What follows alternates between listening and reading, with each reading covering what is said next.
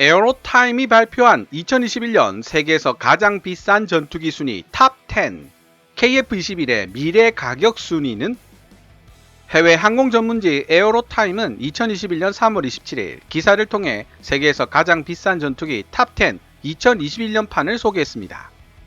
지금까지 해외 외신에서 종종 다루는 세계에서 가장 무엇한 전투기 탑10 기사에 거의 언급된 적이 없었던 대한민국이지만 이제 최신의 4.5세대 전투기 KF-21 보라매가 등장하게 되면서 상황은 달라졌습니다.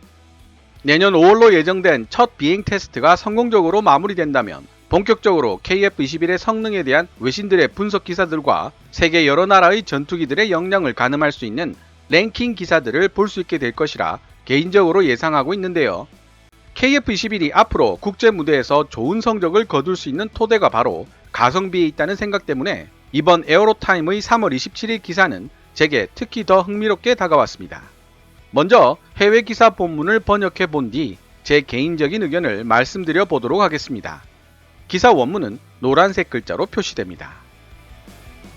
현대 전투기는 가장 진보적이면서도 가장 강력하고 기술적으로도 가장 복잡한 항공기들이다. 이러한 현대 전투기들이 가장 비싼 무기들 중 하나라는 사실은 어찌 보면 너무나 당연한 일이라고 할 수 있다.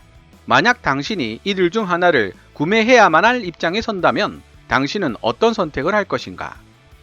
여기에서 비교하고 있는 가격에는 전투기 제작 그 자체에 들어가는 비용만 포함되어 있으며 프로그램 개발 비용과 유지 보수 비용 및 막대한 비용이 들어가는 다른 사항들은 고려하지 않은 가격이다. 전투기의 종합적인 최종 가격은 종종 협상의 대상이 되는 경우가 많기 때문에 같은 전투기라도 그 가격은 상황에 따라 천차만별로 달라지기도 한다. 또한 전투기를 자체 생산하는 나라들은 수출 가격보다 훨씬 저렴한 가격으로 자국에서 생산된 전투기를 구입할 수 있고 그렇지 못한 나라들 중에서도 일부 국가들은 어렵사리 그들 나라 안에서 원하는 전투기를 완제품으로 조립하거나 적어도 일부 부품이라도 생산해내는 계약을 맺어 원하는 전투기들의 도입 비용을 낮추는 데 성공한다. 따라서 앞으로 언급하게 될 전투기 가격 리스트에 대해 가능하다면 순수한 수출 가격을 적용하겠지만 이 가격을 당연한 것으로 여겨서는 안 될 것이다. 현재 생산이 되고 있는 중인 전투기만 목록에 있으므로 F-22 랩터, F-117 나이트호크 또는 그 외 그 당시 매우 비쌌지만 더 이상 생산되지 않는 전투기들은 목록에서 제외되어 있다. 거기 더해서 특정 기체가 여러 파생형들을 보유하고 있는 경우 그중 가장 값비싼 파생형만 목록에 나열되어 있다. 여기에는 한 가지 예외사항이 있는데 이에 대해서는 본문에서 자세히 설명할 예정이다. 이러한 주의사항들을 염두에 두고서 2021년 기준 가장 값비싼 전투기의 가격이 어느 정도인지 함께 확인해보자. 12. 로키드 마틴 F-16 블락 7072 6,400만 달러 한화 약 720억. F-15에 대한 저렴한 대안으로 제공된 F-16은 가볍고 기동성이 뛰어난 전투기로 개발되었다. 1978년에 출시되기 시작한 F-16의 구형 모델은 대당 가격이 약 3천만 달러로 대부분의 현대 전투기보다 저렴하다. 하지만 가장 진보된 버전의 F-16 가격은 상당히 비싼 편에 속한다. F-16 블락 70, 72의 구성은 F-16B로 업그레이드 되기 위해 필요한 요소의 많은 부분을 포함하고 있으며 로키드 마틴이 인도에 제안했던 F-21 전투기와 거의 흡사한 성능을 지니게 될 가능성이 높다. 비록 우리가 F-21이나 F-16V의 정확한 가격을 알 수는 없겠지만 F-16 블락 70의 대당 가격을 통해 F-16 기본 기체에 기초하여 만들어진 최신형 전투기 F-21이나 F-16B와 같은 전투기들의 가격이 얼마 정도가 될 것인지에 대한 통찰력을 얻을 수 있다. 9위 보잉 FA-18EF 슈퍼 호넷 최대 6,740만 달러 한화 760억. FA-18EF 슈퍼 호넷은 구형이 되어버린 A, B, C 및 D 파생 모델을 대체하기 위해 90년대 후반에 출시되었다. 원래 주로 항공모함에서 사용하는 함재기로 개발되었음에도 불구하고 이를 지상 기반 전투기로 사용하고자 하는 국가들로부터 상당한 관심을 받았다. 가장 최근에 업그레이드된 FA-18EF 블락 3 구성은 항공 전자장치 및 무장 시스템을 대폭 개선한 것을 특징으로 한다. 덕분에 슈퍼호넷은 최신 4.5세대 전투기 대열에 합류할 수 있었지만 그만큼 가격 또한 상승하게 되었다. 그렇지만 FA18 기종들 중 가장 가격이 비싼 모델은 바로 전문 전자전기 EA18G 그라울러인데 최고 가격이 1억 달러, 한화 1120억을 가볍게 넘는다. 공대공 무장과 공대지 무장을 모두 장착할 수 있지만 일반적인 전투기로 분류하기에는 지나치게 전문화된 전투기이다. 8위 로키드 마틴 F-35A 7,790만 달러, 한화 880억. F-35에 관련된 것들은 모두 복잡한 문제점을 지니고 있으며 그 중에 단순 명쾌하게 이해되는 것들은 단 하나도 없다. F-35는 지금까지의 인류 역사상 가장 비싼 무기체계로 기록되었다. 그리고 비록 최근 들어 로키드 마틴이 F-35의 A형 단품 가격을 8천만 달러 이하로 낮추는 데 성공했다고는 하지만 이 가격은 그야말로 빙산의 일각에 불과하다. 이 최신형 미국 전투기의 운용 유지비는 세계에서 가장 높은 수준이기 때문에 도입 비용은 상대적으로 저렴할지 몰라도 계속 운용 유지하기에는 비싸기가 짝이 없는 전투기이다. 또한 F-35A는 F-35 전투기의 서로 다른 세 가지 파생형들 중 하나에 불과하다. F-35A는 이들 중 가장 싼 모델일 뿐만 아니라 B형, C형 같은 파생형들 사이에 가격 차이가 너무나도 크기 때문에 한참 나중에 등장할 F-35A의 형제들을 만나더라도 그 엄청난 가격에 놀라지 말기를 바란다. 7위 사브 JAS-39EF 그리펜 8,500만 달러, 한화 960억. 스웨덴이 만든 사브 그리펜의 구형 버전 JAS-39CD는 가장 저렴한 4세대 혹은 4.5세대 전투기 중 하나로 정평이 나 있다. JAS-39CD의 대당 가격은 3천만 달러까지 내려갈 수 있는데 이 정도 성능에 이 정도 가격이면 매우 뛰어난 가성비를 지닌 전투기라고 말할 수 있었다. 하지만 그리펜의 최신 파생형 모델로 등장한 1인승 E와 2인승 F가 뛰어난 가성비의 대명사였던 그리펜의 장점을 무색하게 만들어버렸다. 운용 유지비라는 측면에서는 아직 5세대 전투기보다 훨씬 저렴하지만 전투기 대당 가격은 적어도 2배 이상 뛰어올랐다. 물론 구형인 CD형과 신형인 EF형의 재원 사이에는 분명한 차이점이 존재하는데 기체를 제외한 나머지 거의 모든 것이 업그레이드 되었다고 제작사는 설명한다. 신형 EF 그리펜에는 A사 레이더, 신형 엔진, 신형 항전 장비 및 개선된 무기 시스템 등등이 장착되어 구형 그리펜의 모습은 거의 찾아볼 수 없다. 2012년 차세대 전투기 JAS-39EF를 도입하는 데는 1억 달러, 한화 1120억 이상의 비용이 들어갈 것으로 예상되었다. 사브가 JAS-39EF 가격을 960억대로 가까스로 낮출 수 있었던 것은 최근 몇 년 사이의 일이며 덕분에 그리펜은 다시 한번 국제시장에서 인기를 누리게 되었다. 6위 수호이 35 플랭커 E 8,500만 달러, 한화 960억. 러시아 전투기는 일반적으로 저렴하다는 평판을 가지고 있지만 수호이 35는 전혀 그렇지 않다. 실제로 수호이 35의 수출 가격은 러시아의 최신의 5세대 전투기 수호이 57 팍파보다도 비싸다. 물론 수호이 57 팍파에 대한 그 어떤 실질적 수출 계약도 체결된 적이 없었고 수호이 57의 가격표가 비공식적인 동시에 확실치 않은 면도 있지만 최소한 지금까지 가장 비싼 러시아 전투기는 바로 수호이 35 플랭커라고 할 수 있다. 수호이 35에 책정된 가격 또한 상당히 혼란스러워 보인다. 소련 시대에 만들어진 수호이 27을 개량한 결과 탄생한 수호이 35는 수호이 30, 수호이 33, 수호이 34, 그리고 수호이 37과 같은 계열에 속한다. 수호이 33과 수호이 37은 더 이상 판매되지 않고 있지만 수호이 34와 수호이 30, 그리고 수호이 30의 셀 수 없이 많은 파생형들은 모두 수호이 35보다 2배 이상 저렴하다. 이는 러시아가 왜 수호이 35의 고객을 찾기 위해 고군분투하고 있는지 그 이유를 잘 설명해주고 있으며 비록 수호이 35를 이미 소수 구매한 중국과 이집트를 제외한 나머지 일부 국가들도 수호이 30과 비교해가며 관심을 나타내고 있기는 하지만 플랭커 E가 약간 실패작처럼 보이는 것은 어쩔 수 없는 일인 듯하다. 5위 보잉 F-15EX 이글2 8,770만 달러, 한화 990억. F-15 그 자체는 결코 저렴하지 않은 전투기였다는 사실을 F-15의 최신 버전인 F-15EX 이글2가 잘 입증하고 있다. F-15EX는 가장 진보된 5세대 전투기보다 저렴한 가격으로 이제는 구형이 된 F-15C를 대체할 예정이다. 하지만 현재 F-15EX 전투기 자체 가격은 F-35A보다 더 비싼 상태이기 때문에 F-15EX의 경제성은 대부분 F-35A보다 낮은 운영 유지비에서 나온다. 미국 정부의 희망사항은 F-35A의 운용 유지비를 2024년까지 시간당 36,000달러, 한화 4,100만원 정도로 낮춘다는 것이지만 이는 말 그대로 희망사항에 불과하다. 그에 비한다면 겨우 29,000달러, 한화 3,300만원 정도에 불과한 F-15EX 이글2의 시간당 운용 유지비는 오히려 고마운 수준이다. F-15 이전 모델과 비슷한 수준이지만 F-35A에 비해 800만원 정도 저렴한 F-15EX의 운용 유지비는 많은 국가들이 F-15EX를 매력적으로 느끼게 하는 요인이 되고 있다.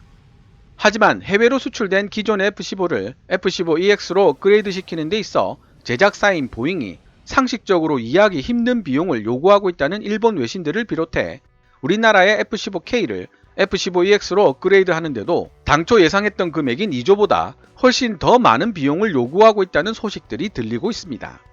유용원 군사전문 기자도 2021년 4월 20일 기사에서 정통한 소식통에 따르면 보잉이 F-15K의 F-15EX 업그레이드에 4조 이상의 돈을 요구하고 있는 것으로 알려지고 있다고 지적했죠. F-15K 도입가 1260억에 업그레이드 비용 688억을 더하면 결국 대당 1948억이라는 천문학적인 비용으로 F-15EX를 도입하는 결과가 됩니다. 과연 보잉이 마지막 협상이 끝날 때까지 갑질을 계속할 수 있을지 아니면 우리 방사청과 공군이 협상력을 발휘할 수 있을지 그 결과를 유심히 지켜봐야 할 것 같습니다. 4위 중국 청두 J-20 1억 달러, 한화 1120억. 이 중국산 5세대 전투기에 대해 알려진 것은 거의 없으며 J-20에 대한 가격표 역시 단지 추측의 영역을 벗어나지 못하고 있다. 그럼에도 불구하고 다음과 같은 사실들을 고려해 본다면 이러한 가격 추정은 꽤 현실적인 것으로 판단된다. 불과 몇십 년 전만 해도 중국은 이렇다 할 항공산업을 보유하고 있지 못한 데다 중국 국내 노동자들에 대한 인건비도 꾸준히 상승해 오고 있는 중이며 무엇보다도 전투기 가격의 상당 부분을 차지한다는 엔진을 최근까지도 모두 러시아로부터 구매해야 했기 때문이다. 그러나 이 J-20은 해외 수출용이 아니다. 중국은 지금까지 단 한 번도 그들이 보유한 최고 수준의 무기를 해외로 수출하겠다는 의도를 내비친 적이 없었기 때문이다. 머지않은 가까운 미래에 중국은 또 다른 5세대 스텔스 전투기 선양 FC-31을 국제시장에 내놓을 수도 있겠지만 FC-31에 대한 가격에 대해서도 지금까지 알려진 것은 전혀 없다. 3위 다소 라팔 약 1억 1,500만 달러, 한화 약 1,300억. 라팔의 가격에 대해서는 다양한 종류의 보도들이 발견되고 있는데 가장 기본적인 구성으로 된 가격을 판단해 봤을 때 대당 1억 달러, 한화 1120억에서 1억 2천만 달러, 한화 1350억 사이로 추정된다. 프랑스 공군은 확실히 이보다 훨씬 더 저렴한 비용으로 라팔을 도입할 수 있었지만 반대로 다소는 인도와의 거래에서는 이해하기 어려울 정도로 비싼 가격으로 라팔을 판매했고 이 때문에 지금도 종종 비난받고 있다. 소식통들이 전하는 바에 따르면 프랑스 다소는 협상 마무리 단계에서 훨씬 더 비싼 개량형으로 바꾸어 제안했다고 한다. 어쨌든 가장 진보된 전투기들 중 하나이며 세계에서 가장 인건비와 물가가 비싼 지역 중 하나인 프랑스에서 제작되는 라팔의 가격은 결코 저렴하지 않다. 영문판 위키피디아 등에 올라와 있는 자료에 따르면 인도가 프랑스로부터 구매한 라팔의 최종 도입가는 2억 4,500만 달러, 한화 2,750억에 가까운 금액입니다. 물론 이 기사가 도입부에서 밝히고 있는 1,300억이란 가격은 순수한 기체 가격을 뜻하는 것이고 인도가 말하는 2,750억은 여기에 기타 경비까지 모두 포함된 가격을 뜻하는 것입니다. 그렇다고 쳐도 2,750억은 실로 어마어마한 금액이 아닐 수가 없죠. 사실 일이 이 지경이 된 데는 인도 정부의 협상력 부재 및 인도 고위층 인사와 방산업계 사이의 고질적인 유착관계가 가장 큰 원인이었다는 분석도 있습니다. 제대로 된 성능의 자국 전투기의 보유가 얼마나 국가 재정에 큰 보탬이 되는지를 적나라하게 보여주는 사례라고 하겠습니다. 2위 유로파이터 타이푼 약 1억 2,400만 달러, 한화 약 1,400억. 라팔에 이은 또 다른 유럽 전투기 유로파이터 타이푼의 경우 유럽연합에 속한 국가들이라면 5천만 달러라는 매우 저렴한 가격으로 구매할 수 있지만 수출이 될 경우 그 가격은 훨씬 더 높아진다. 보도에 따르면 2018년 에어버스는 인도에게 유로파이터를 대당 1억 3,800만 유로, 한화 1,880억 정도에 제공했는데 이는 라팔에 지불한 2,750억에 비한다면 그나마 저렴한 가격이다. 현재 가격을 비교하고 있는 유로파이터와 라팔은 모두 최신 버전을 기준으로 하고 있으며 유로파이터의 경우 트렌치4, 라팔의 경우 F3R 혹은 동급이 바로 이 최신 버전 각각에 해당한다. 1위 록히드 마틴 F-35B 및 F-35C 1억 3,580만 달러, 한화 1,520억 및 1억 1,730만 달러, 한화 약 1,320억. 최근 몇 년 동안 F-35A의 대당 가격은 급격히 하락했지만 보다 복잡한 구조를 지닌 파생 모델인 F-35B와 F-35C의 가격은 전혀 다른 추세를 보이고 있다. 정확하게 말하자면 F-35에서 비롯된 A, B 및 C 파생 모델들은 사실상 모든 면에서 서로 완전히 다른 전투기들이다. 가장 비싼 가격을 기록하고 있는 F-35B는 단거리 수직 이착륙을 위한 장비들을 장착하고 있는 모델인 반면 F-35C는 정규 항모에 탑재되기 위해 개발된 모델이다. F-35A, B, C 모델에서 서로 공유할 수 있는 부품의 수는 30%를 넘지 못하며 이는 한 모델에 대한 생산 최적화가 이루어지더라도 다른 모델에게는 거의 아무런 영향을 미치지 못한다는 사실을 의미한다. 이러한 배경 원인들에 의해 현재 F-35B는 2021년에 구입할 수 있는 전투기들 중 가장 비싼 기종이 되고 말았다. 지금까지 해외 항공 전문지 에어로타임이 2021년 3월 27일 게재한 세계에서 가장 비싼 전투기 탑10 2021년 판을 번역해 보았습니다. 기사를 분석하고 난 뒤 혼자 생각으로는 여기서 열거된 10종류의 전투기들 중 KF-21과 국제 무대에서 자주 부딪히게 될 전투기는 아무래도 뛰어난 가성비를 자랑하는 F-16 블락 70, 72가 될 가능성이 높지 않을까 라는 예상을 해보게 되는데요. 이 기사에 따르면 F-16 블락 70, 72의 대당 기체 가격은 6,400만 달러 정도이고 KF-21은 큰 지연 상황이 발생하지 않는다면 5,500만 달러에서 6,000만 달러 수준으로 가격을 책정할 것으로 보입니다. 하지만 F-16은 설계상 아무리 업그레이드를 하더라도 결코 스텔스 전투기는 될 수 없다는 분명한 한계점이 있습니다. 성능적인 면에서 KF-21과 좋은 승부를 낼 것으로 보이는 프랑스 다소 라팔과 유로파이터 타이푼은 일단 도입 가격이 상당히 비싸다는 점에서 KF-21이 주 타겟으로 삼고 있는 동남아와 중남미 국가들이 넘보기에는 진입장벽이 매우 높다는 생각이 들었습니다. 러시아의 수호이-35 플랭커 E는 뛰어난 성능을 지닌 기체임은 분명하나 미국의 CAA, TSA, 러시아, 이란, 북한 통합제재법의 존재 때문에 선뜻 구매하려 나서는 국가들이 없으며 KF-21의 주요 판매 대상 국가들이 친서방 국가들이거나 비동맹 중립 노선을 표시하는 국가들 중에서도 서방의 우호적인 국가들이기 때문에 역시 KF-21과 시장이 겹치기는 어려울 것으로 보입니다. 미국의 4.5세대 전투기인 FA-18EF 슈퍼호넷의 경우 이제 생산 라인이 거의 폐쇄되는 단계에 이르렀고 F-15EX 이글2는 KF-21보다 체급과 성능 면에서 한두 단계 더 높은 수준을 보여줄 것으로 예상됩니다. 하지만 F-16과 마찬가지로 스텔스기로 업그레이드 되기 힘든 설계를 지니고 있는 데다 도입 비용도 거의 1천억에 가까워 역시 KF-21이 주요 타겟으로 생각하고 있는 저예산 국가들이 도입하기에는 어려움이 크다고 판단됩니다. 미국의 주요 대공 전력이라 웬만한 나라들에게는 판매하지도 않을 것입니다. 이제 더 이상 KF-21 개발 생산을 멈추고 F-35를 더 구매하자고 주장하실 분들이 다수를 차지할 일은 없을 것 같아 F-35에 대해서는 길게 말씀드리지는 않겠습니다.